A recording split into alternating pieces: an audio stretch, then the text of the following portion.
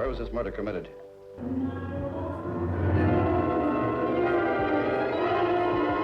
Box office disasters, critical failures, films nobody wanted to see in their time. But decades later, they're recognized as masterpieces. These are 10 noir films that flopped hard, then aged into classics.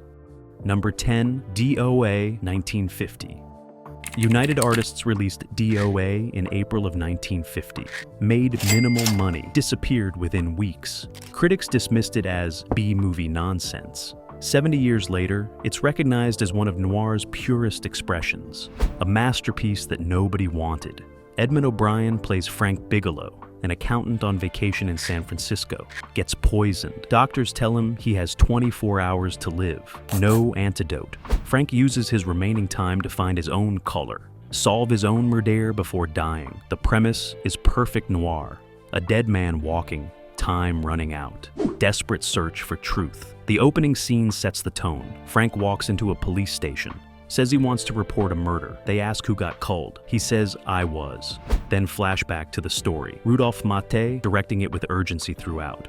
Frank running against the clock. Every minute counts. The pacing never lets up. United Artists dumped it with no promotion, paired it on double bills with westerns. The studio considered it a cheap product, shot it fast, and released it fast. Forgot about it. The film made about $200,000 at the box office. Lost money on its $400,000 budget. A complete failure commercially. Critics who bothered reviewing it called it preposterous. The New York Times dismissed it in 3 paragraphs. Variety said it was routine programmer fare. Nobody recognized what Maté accomplished. The film disappeared after a few weeks of minimal distribution, became a forgotten B picture. Then television discovered it. The film entered public domain through copyright errors. TV stations could air it for free. D.O.A. played constantly on late-night television through the 50s and 60s. New generations found it, started recognizing its brilliance, the premise, the pacing, O'Brien's desperate performance. Edmund O'Brien plays Frank's panic perfectly. A man watching himself die, using rage and determination to stay functional. Every scene shows him getting weaker, slower, the poison working. O'Brien makes the physical decline visible. You see death approaching in real time. The San Francisco locations add authenticity. Maté shot in actual streets, jazz clubs, hotels. The city becomes a maze Frank navigates while dying. The location shooting gives it documentary realism unusual for low-budget noir. Makes Frank's nightmare journey feel tangible.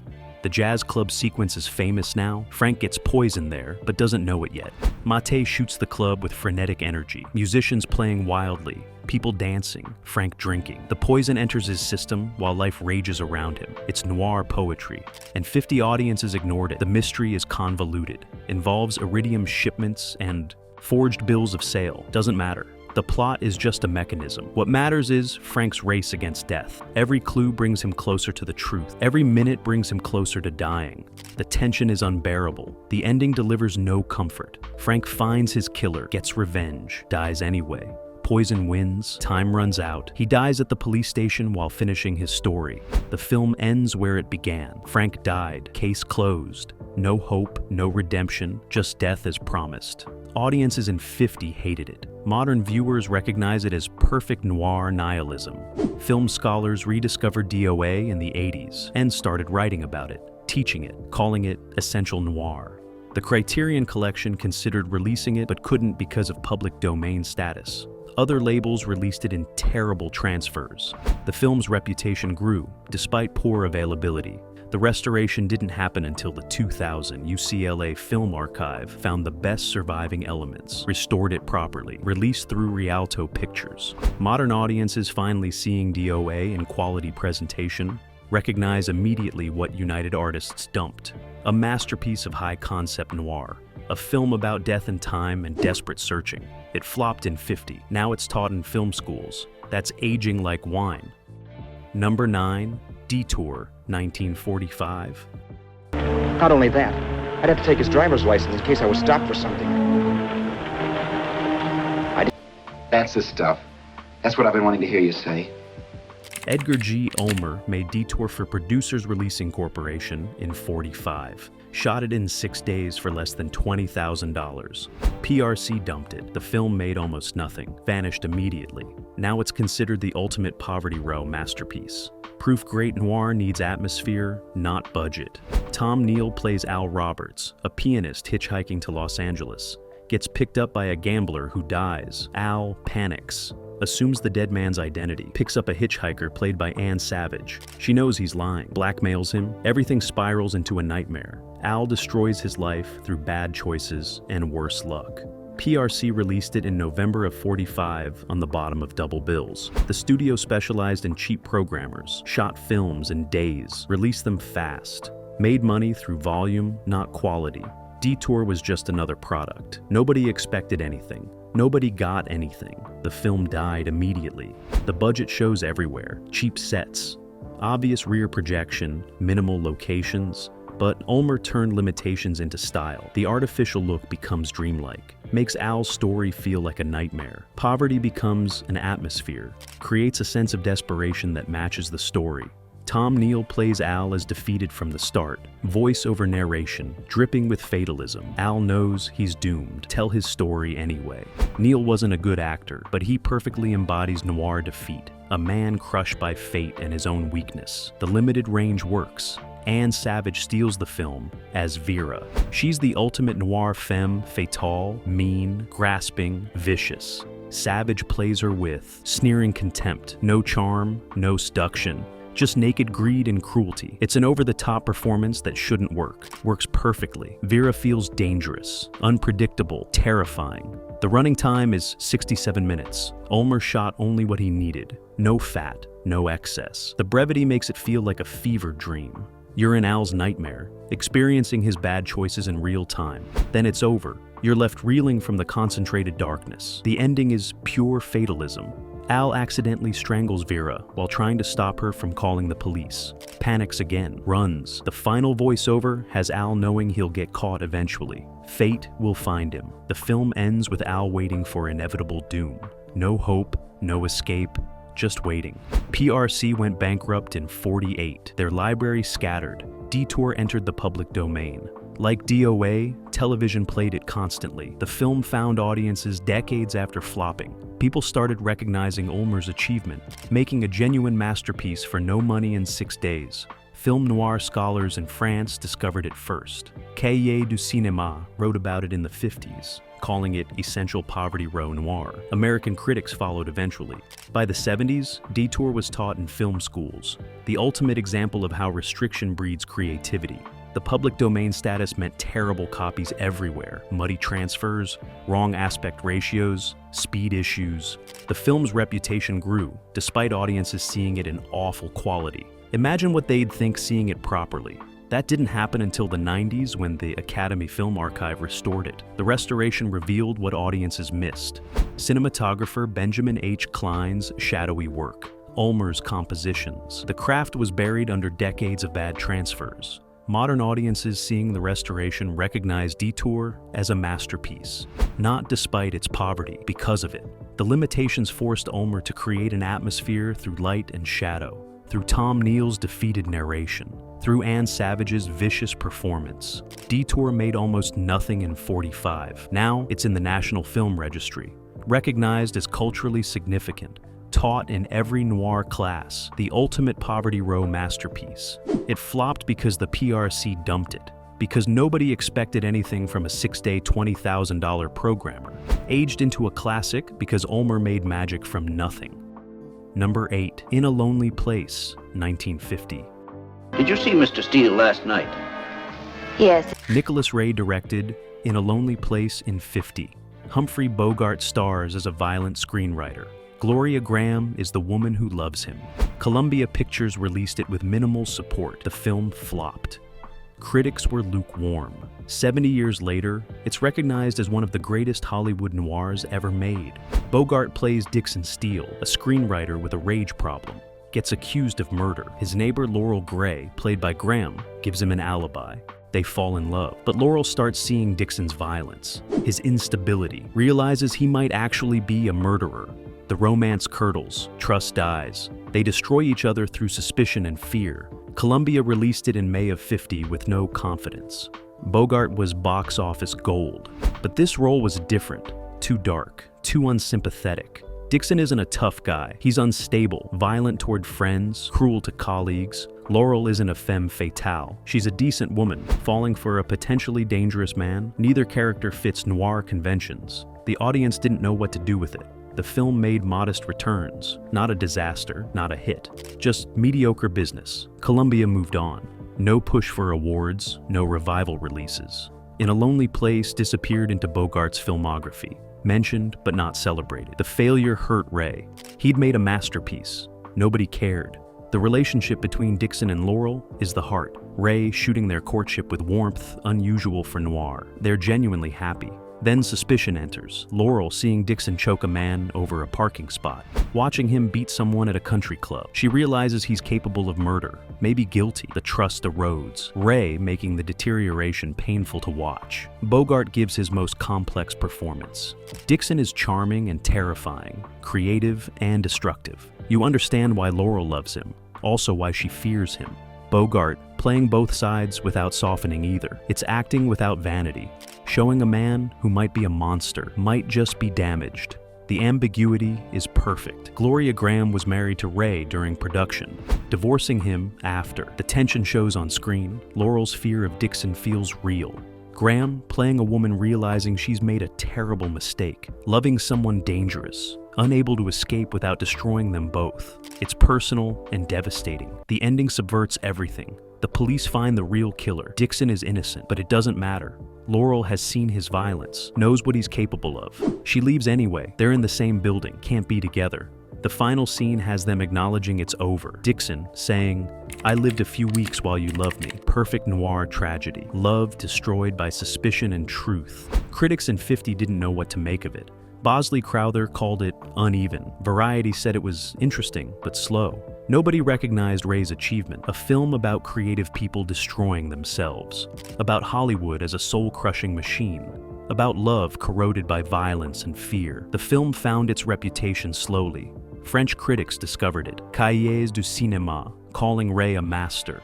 Auteur theory recognizing his vision. American critics followed. By the '70s, In a Lonely Place was taught as essential noir, Ray's masterpiece, Bogart's most complex role. The themes aged perfectly. Dixon's rage issues, Laurel's trauma response, the relationship's toxicity. Modern audiences recognize it as portraying abuse dynamics, how charm masks violence, how love isn't enough when someone's dangerous. The film's psychology is decades ahead of '50.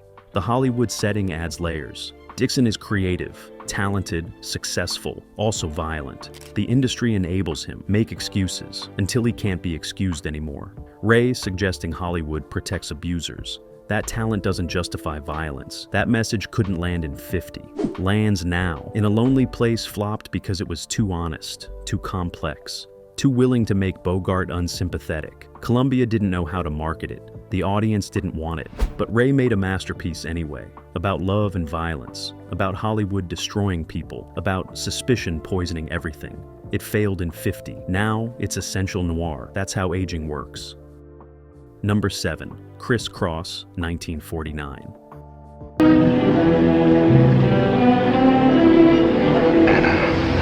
Robert Siodmak directed Criss Cross in '49.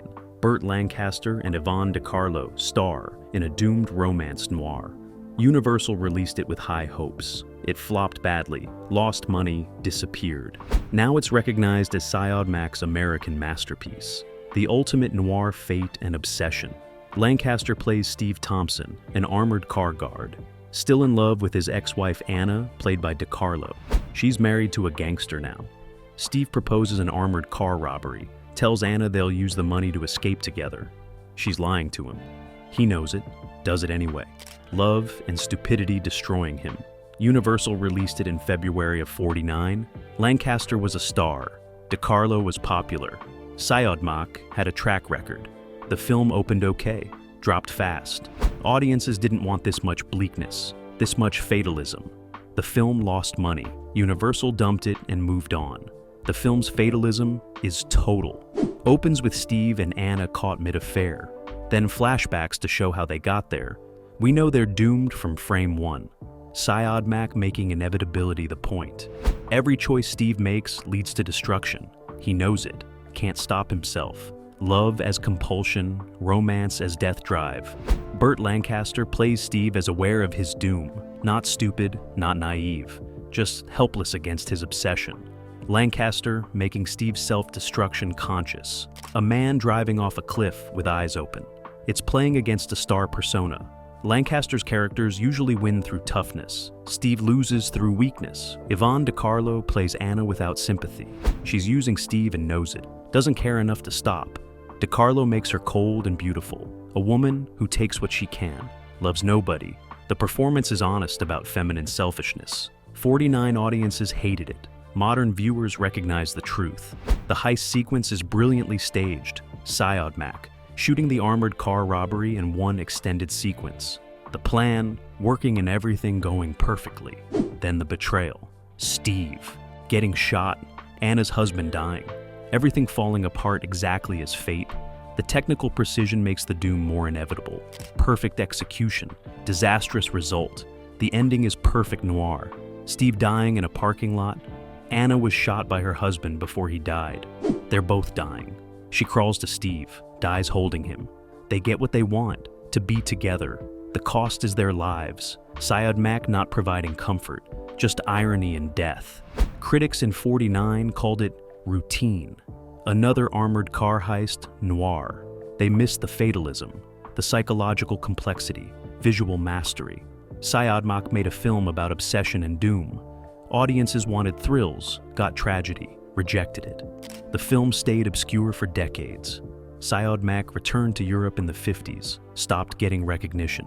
Criss Cross became a footnote, a failed Lancaster vehicle. Film scholars rediscovered it in the 80s, started recognizing Syodmak's achievement. The visual style, the fatalism, Lancaster's against type performance. The restoration revealed the craft, planar cinematography, Syodmak's compositions, the precision of the heist, the beauty of the doom. Modern audiences discovering Criss Cross recognize a masterpiece, not a routine heist film, a tragedy about obsession, about love as destruction, about fate as inescapable. It flopped because Universal marketed it wrong, as action noir. It's a psychological tragedy. Audiences wanted escapism, got nihilism, but the nihilism aged perfectly. We understand the doomed obsession now, understand toxic relationships. Criss Cross portrays both with brutal honesty. That's why it's a masterpiece now.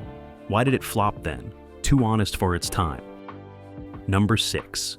Ace in the Hole, 1951.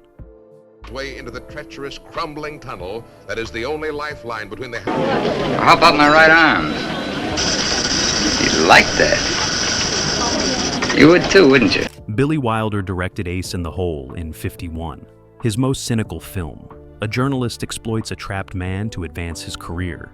Paramount released it. The film bombed catastrophically. Critics hated it. Wilder considered it his biggest failure. Now it's recognized as his most prophetic masterpiece. Kirk Douglas plays Chuck Tatum, a disgraced reporter stuck in Albuquerque. A man gets trapped in a cave collapse. Chuck sees opportunity, delays the rescue, milks the story for days, creates a media circus. The trapped man dies. Chuck gets stabbed by the man's wife, dies on a newsroom floor. Nobody cares. Paramount released it in June of '51 as Ace in the Hole. The audience stayed away. The cynicism was too much. Chuck is irredeemable, uses a dying man for career advancement. No conscience, no remorse, just ambition and exploitation. 50 audiences wanted heroes, got a monster. The film lost over $1 million.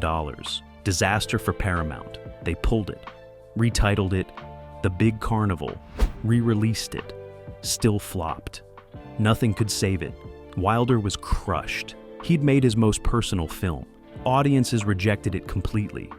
Critics called it misanthropic, mean-spirited. Wilder never forgot the failure. Kirk Douglas gives his darkest performance. Chuck is a brilliant journalist, also a complete sociopath. Douglas played him with sneering arrogance, a man who believes he deserves success regardless of who dies. The performance is fearless. Douglas making himself hateful. No charm, no redemption, pure ambition. The film's media criticism was decades ahead. Chuck manipulating the story, creating angles, making the trapped man a character, not a person. The press descending like locusts. Carnival atmosphere while a man dies. Wilder showed the media as fundamentally corrupt, as an entertainment business that kills for ratings. 50 audiences weren't ready for that message. Jan Sterling plays the trapped man's wife. She doesn't love her husband, welcomes the attention and sells photos, makes money from his dying. Sterling playing her without sympathy, just a woman using what she has. When she stabs Chuck at the end, it's not justice, just one user calling another. The trapped man played by Richard Benedict is the film's conscience, dying slowly, watching the circus above, knowing Chuck is calling him, unable to stop it. Benedict played the horror of being used, of dying for someone else's career. It's heartbreaking. Nobody wanted to watch it. The visual style is harsh. Bright desert sun, no shadows, everything exposed. Wilder shooting it without noir stylization, making it look ugly, documentary. The carnival sequence is chaos. Thousands of people treating a man's death as entertainment. Wilder created a visual nightmare from American media culture. The ending offers no catharsis. Chuck tries to confess. Newspapers won't run it. He dies in the newsroom, ignored. His last words, "How'd you like to make $1,000 a day?" to reporters who don't care. The system continues. Nothing changes. Chuck dies irrelevant. Wilder suggesting even monsters are disposable. Paramount tried everything to make it work. Different titles, different marketing. Nothing helped. Audiences hated it. Critics called it Wilder's worst. The film became a cautionary tale about cynicism, about going too dark. Wilder made lighter films after. Never risked this level of honesty again. The rehabilitation took decades. Film scholars in the 70s started recognizing its brilliance. The media criticism prescient. The cynicism was justified. Network in '76 owed everything to Ace in the Hole. But Wilder's film was there 25 years earlier, showing the media as corrupt, entertainment as exploitation. Modern audiences discovering Ace in the Hole recognize it immediately. This is our world. 24-hour news cycles, true crime entertainment, tragedy as content. Wilder showed it in '51. Audiences rejected it, couldn't face that mirror. Now we can't deny it. The film's cynicism is just realism.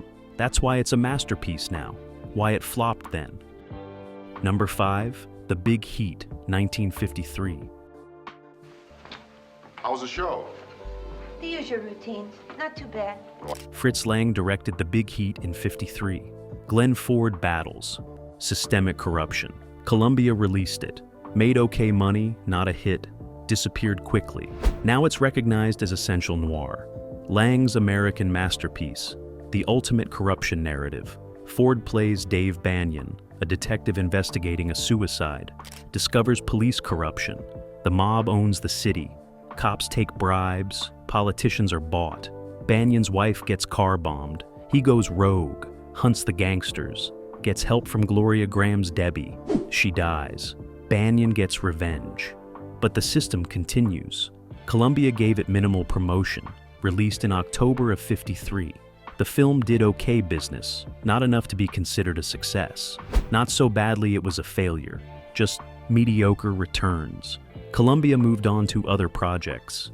The Big Heat became another forgotten programmer. The violence shocked audiences. Lee Marvin throwing scalding coffee in Graham's face. Banyan torturing suspects. Brutal beatings. Lang shooting it without flinching.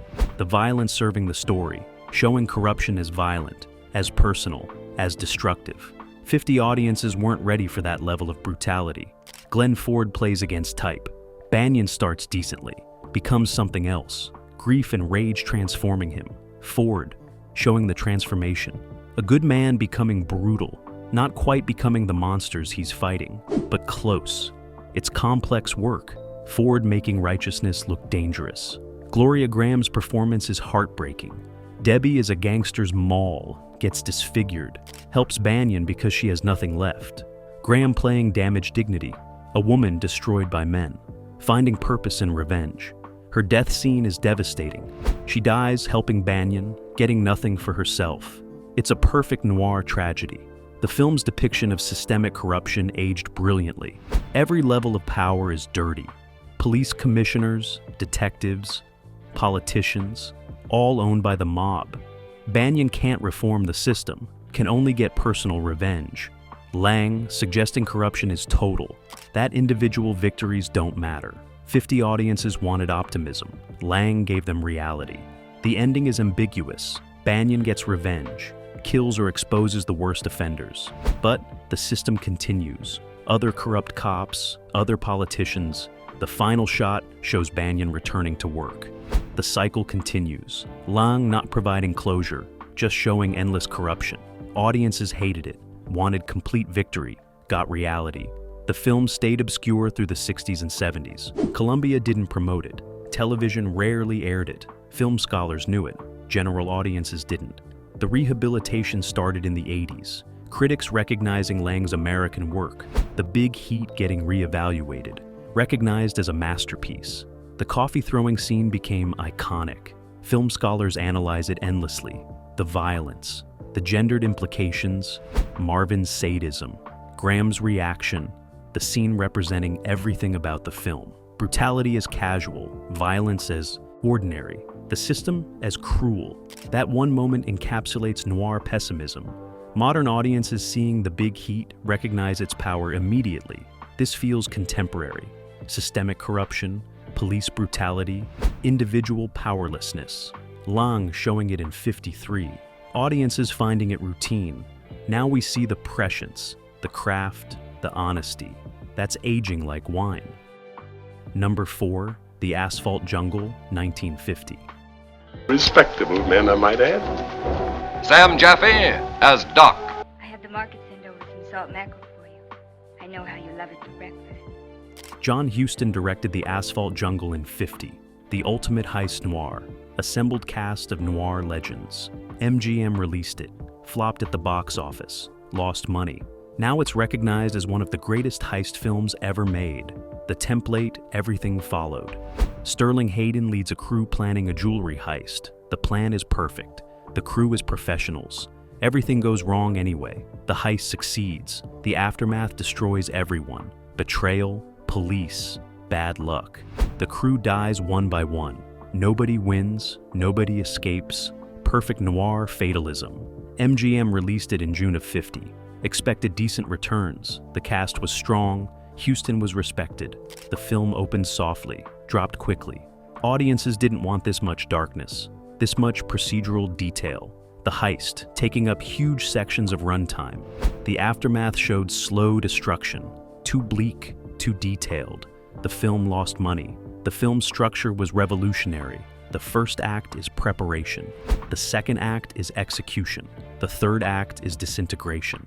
Huston showing every step, making the heist feel real. The procedural detail influenced every heist film after, but 50 audiences found it slow.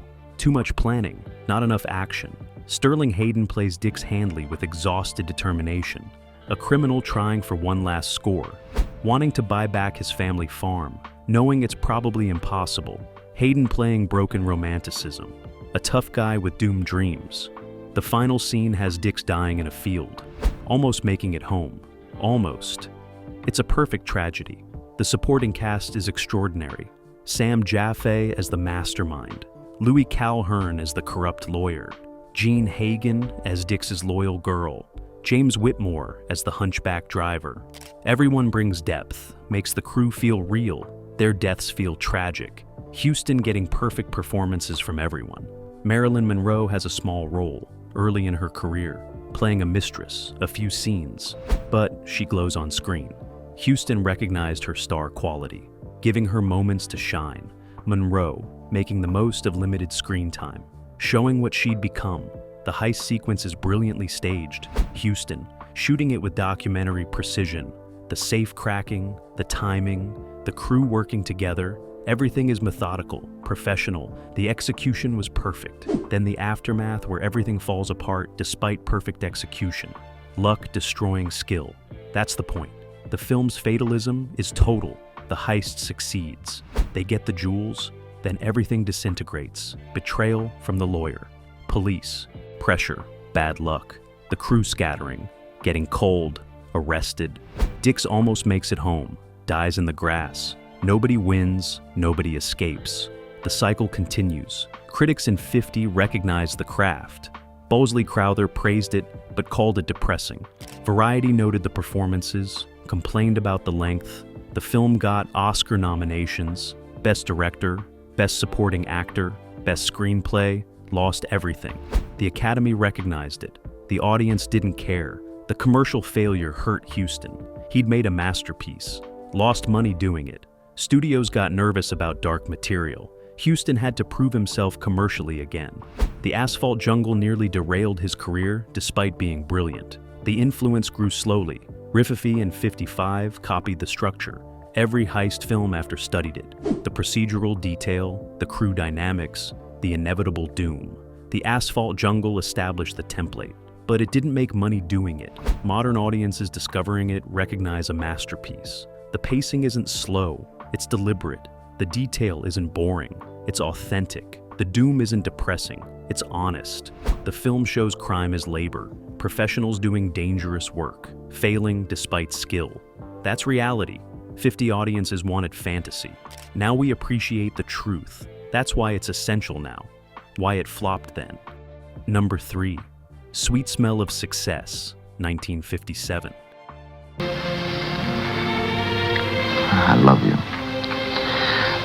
I'd hate to take a bite of you. You're a cookie full of arsenic. Alexander McKendrick directed Sweet Smell of Success in '57. Tony Curtis and Burt Lancaster star in the most venomous New York noir ever made. United Artists released it. The film bombed catastrophically, lost over $3 million. Career-damaging failure. Now it's recognized as one of the greatest films of the 50s. Curtis plays Sidney Falco, a press agent groveling for scraps. Lancaster plays J.J. Hunsaker, a powerful columnist. Sidney does J.J.'s dirty work, planting stories, destroying reputations. J.J. wants Sidney to break up his sister's romance. Sidney tries. Everything goes wrong. Sidney gets destroyed. J.J. loses his sister. Nobody wins. Everyone's corrupted. Pure poison. United Artists expected a hit. Curtis and Lancaster were huge stars. The budget was $2,800,000, big for '57. The film opened in June. The audience stayed away, hated the characters, hated the cynicism. The film lost money immediately. United Artists pulled it fast. Total disaster. The film's portrait of media corruption was too vicious. J.J. Hunsaker, based on Walter Winchell. Everyone knew it. Winchell had enormous power, could destroy careers. The film shows that power is evil, as corrupt, as personally destructive. Audiences who read Winchell didn't want to see him portrayed as a monster. Burt Lancaster plays J.J. as a reptilian, cold, manipulative, incestuously obsessed with his sister. Lancaster made himself repulsive. No warmth, no charm, just power and cruelty. It's against everything Lancaster usually played. The performance is fearless, also box office poison. Nobody wanted to see Lancaster as a monster. Tony Curtis gives the performance of his career. Sidney is pathetic, groveling, desperate. Curtis played him without dignity. A man who'll do anything, betray anyone, for scraps of success. The performance destroys Curtis's pretty boy image, shows him as a real actor. Audiences rejected it, wanted the Curtis they knew. The dialogue by Clifford Odets and Ernest Lehman is caustic. Every line is venom, characters attacking each other verbally. The insults are quotable and cruel. The cat's in the bag and the bag's in the river. I'd hate to take a bite out of you. You're a cookie full of arsenic. The script is brilliant, also hostile. Audiences felt attacked. James Wong Howe's cinematography captures New York at night. Neon, shadows, jazz clubs, streets. Everything looks beautiful and corrupt. Howe creates visual sophistication that matches the verbal cruelty. The craft is extraordinary. Beauty serves ugliness. That's the film's achievement, making corruption gorgeous. The ending offers no redemption. Sidney gets beaten by cops, destroyed professionally. J.J. loses his sister. She's walking away. He's calling after her. Both men lose everything. The film suggests ambition destroys everyone. That success is poison. Nobody wanted that message in '57. Peak of American optimism. Sweet Smell said it's all rotten. Critics were split. Some recognized genius. Others called it hateful. Bosley Crowther at the New York Times praised the craft, called the content repellent. The box office told the truth. Audiences hated it. The film disappeared. United Artists lost millions. Curtis and Lancaster's careers survived. McKendrick's didn't. The film destroyed Alexander McKendrick's Hollywood career. He'd made Ealing comedies. This was his American debut. The failure was so complete, he barely worked in features again. Taught film instead. Made one more masterpiece called Sammy Going South. Then, nothing. Sweet Smell called him commercially. The rehabilitation started in the '70s. Critics rediscovering it, recognizing the dialogue, the performances, the New York atmosphere, calling it essential noir. By the '80s, it was taught in film schools, considered one of the best films of the '50s. The commercial failure was forgotten. The artistry is celebrated. Modern audiences seeing Sweet Smell recognize contemporary relevance, media manipulation, public relations as corruption, powerful men destroying people casually. The film could be made today. Says the same things about media and power. That's why it's a masterpiece. Why it flopped. Too honest about how power works. 57 audiences couldn't face it. We can now. Number 2, Touch of Evil, 1958.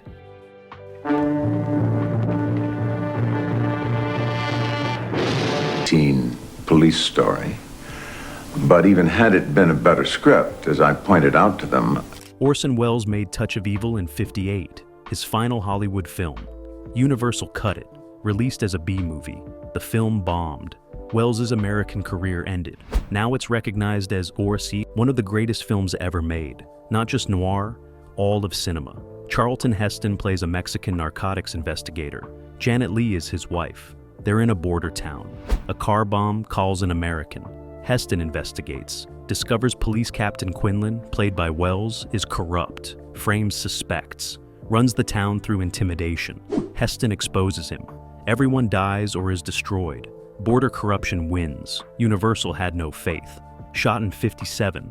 Took it away from Welles in editing, recut it, added scenes directed by Harry Keller, released it in April of '58 on the bottom of double bills.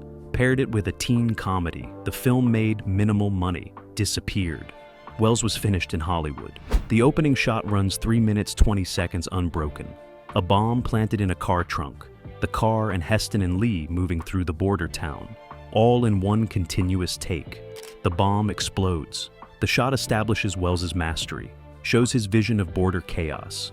Universal wanted to cut it, add credits over it, compromised it. The full version wasn't seen until '98. Welles plays Quinlan as grotesque, massive, corrupt, aware of his corruption, believing it serves justice. The performance is without vanity. Welles making himself monstrous. Quinlan is evil, but human, sad. The complexity makes him terrifying. The audience didn't want that, wanted clear villains. Welles gave them tragedy. Janet Leigh's character gets terrorized, drugged, attacked. The sequence is nightmarish. Welles shooting with extreme angles, making it hallucinatory. Leigh's terror is real. The production code demanded it be toned down. Universal cut it further. The restored version shows Welles's full vision. It's disturbing and brilliant. The film's portrayal of border corruption troubled everyone. Welles suggesting American law enforcement is the problem, that corruption flows north to south, that Mexicans have more integrity than Americans. Universal didn't know how to market that. The audience didn't want to hear it. The film died. The cinematography by Russell Meddy is extraordinary. Deep focus, extreme angles, long takes. Welles using every technique, creating visual complexity. Universal didn't understand. The studio cut it to make it simpler, destroyed the craft doing it. Critics in '58 were lukewarm. American reviewers called it overcooked, too stylized. The French loved it. Cahiers du Cinéma called it a masterpiece. The split mirrored Welles's career. Americans rejecting him, Europeans celebrating him. Touch of Evil confirmed he didn't belong in Hollywood. Welles wrote a 58-page memo to Universal, explaining his vision, asking for changes to the cut. Universal ignored it.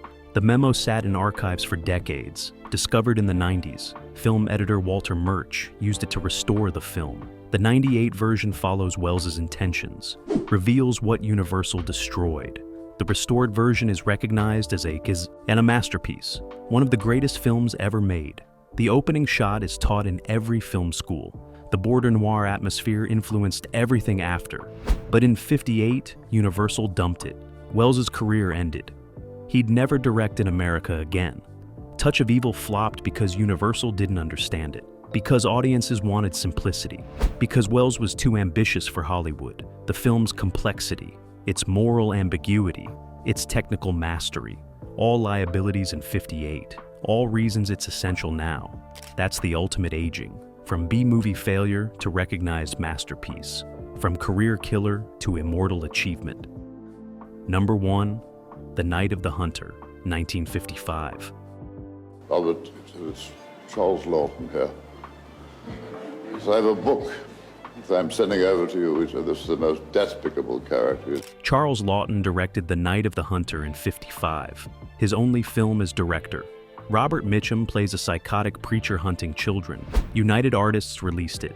The film bombed catastrophically. Lost so much money, Lawton never directed again. Now it's recognized as one of the greatest American films ever made. Mitchum plays Reverend Harry Powell, love tattooed on one hand, hate on the other. He's a serial caller, marries a widow, hunts her children for hidden money, terrorizes them, chases them down a river, gets killed by Lillian Gish. The film is a nightmare fairy tale, biblical imagery, German expressionism. Unlike anything else, audiences in '55 hated it. United Artists expected modest returns. The cast was good. Mitchum was a star. The budget was low, $800,000. The film opened in September of '55. Audiences walked out, found it weird, confusing, too dark for kids, too strange for adults. Critics savaged it. The film died in weeks, lost massive amounts, career-destroying failure. The film's visual style confused everyone. Lawton using German expressionist techniques, artificial sets, painted backgrounds, shadows everywhere. The river sequence looks like a dream, children floating past animals, Mitchum on horseback, following.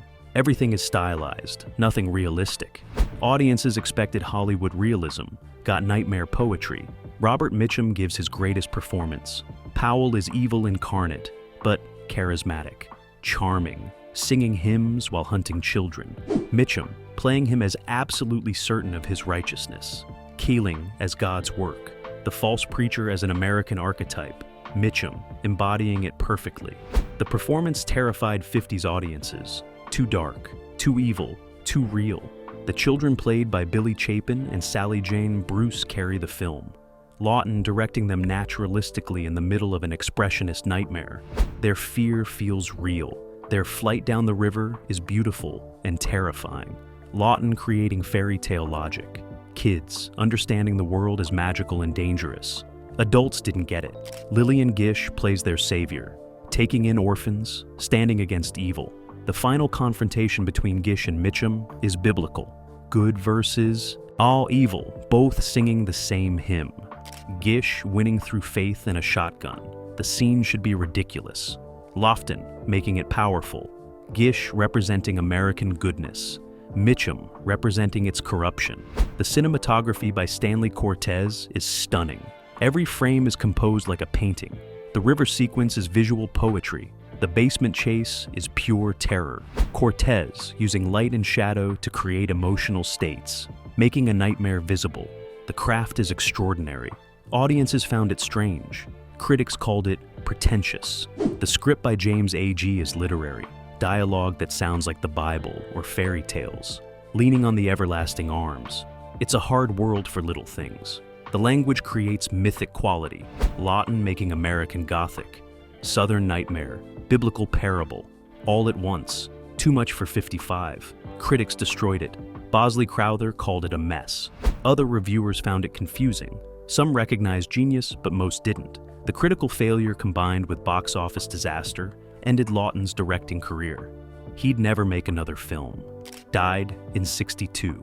The Night of the Hunter, his only directorial work. The rehabilitation took decades. French critics discovered it first, recognizing the expressionism, the craft, calling it a masterpiece. American critics followed slowly. By the 80s, it was being reevaluated, recognized as essential American cinema. The National Film Registry inducted it in '92. Modern audiences seeing The Night of the Hunter recognize a masterpiece immediately. The visual style is timeless. Mitchum's performance is iconic. The nightmare logic is perfect. The film isn't weird, it's visionary. Lawton made something completely original. Audiences rejected it because they'd never seen anything like it. The failure destroyed Lawton. He wanted to direct more. Studios wouldn't hire him after this disaster. He returned to acting, died 7 years later. One film as director, a commercial catastrophe.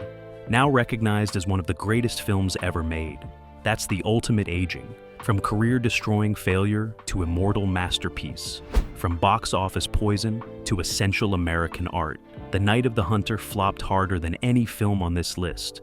Aged into the greatest masterpiece. That's how wine works. The worst failures sometimes become the finest classics. 10 noir masterpieces that flopped. D.O.A. lost money. Detour was dumped. Sweet Smell destroyed careers. Touch of Evil ended wells in Hollywood. The Night of the Hunter cold Lawton's directing dreams. All of them are failures. All of them were rejected. Now all of them are recognized as essential, taught in film schools, preserved in archives, celebrated as masterpieces. Time proved audiences wrong. These films didn't fail, we failed them. But they survived, and now they're immortal. That's aging like wine.